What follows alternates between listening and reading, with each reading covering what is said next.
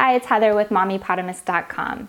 Today I'm going to show you how to make a very simple bug bite balm.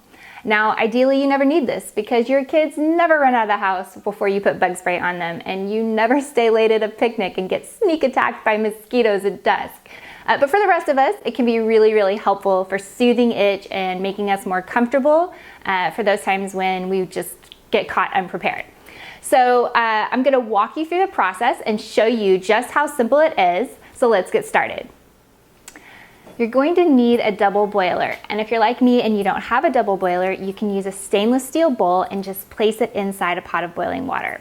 You're also going to need a tablespoon plus 1 teaspoon of beeswax, 2 teaspoons of cocoa butter, a teaspoon each of lavender essential oil and tea tree essential oil, and of course you're going to need something to store your bug balm in, your bug bite balm in. And this recipe makes about 1.5 ounces. So these are 3 half-ounce containers. I've got tubes and pots. You can use whatever you'd like.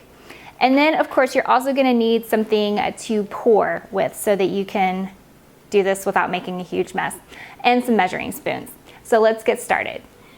First thing you're going to want to do is just measure out a tablespoon of beeswax, and I like to pack it in there pretty tight. It says this makes a scant 1.5 ounces, so I like to kind of get as much out of it as I can. So there's 1, and then I'm going to measure out a teaspoon here.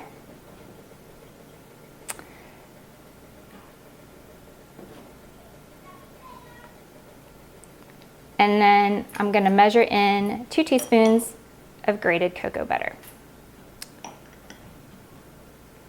And now I'm just going to take this over to the stove and put it on a pot of boiling water.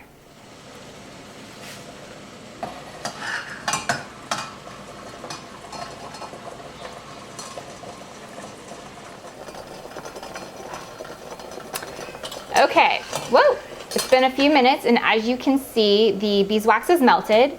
Now, normally if I'm making lotion bars or something like that, I'm going to remove the base from heat and then add the essential oils. But because beeswax cools almost immediately, I'm going to add the essential oils here. So I'm going to add a teaspoon of lavender and a teaspoon of tea tree oil. Whoops. I'm going to stir those in. Now I'm going to take this over to the table, transfer my bug bite balm to my measuring cup with the spout, and I'm going to pour it into my lip balm tubes. Okay, so I'm just going to quickly transfer this and pour it in.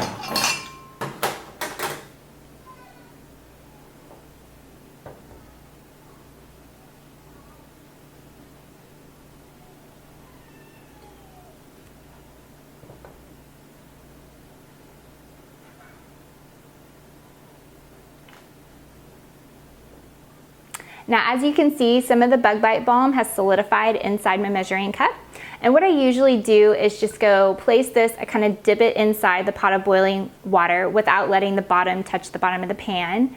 And then I just finish pouring into my lip balm tube or pot or whatever it is that I'm using. And that's pretty much it. I've got a finished balm with me here. It's very much the consistency of chapstick, and so you just kind of apply it to the affected area. It stays put really well, and it delivers a very concentrated dose of essential oils to help soothe the bug bite. And that's it. You've made bug bite balm. Thank you so much for watching, and if you have any suggestions for future video topics, please leave them in the comments below.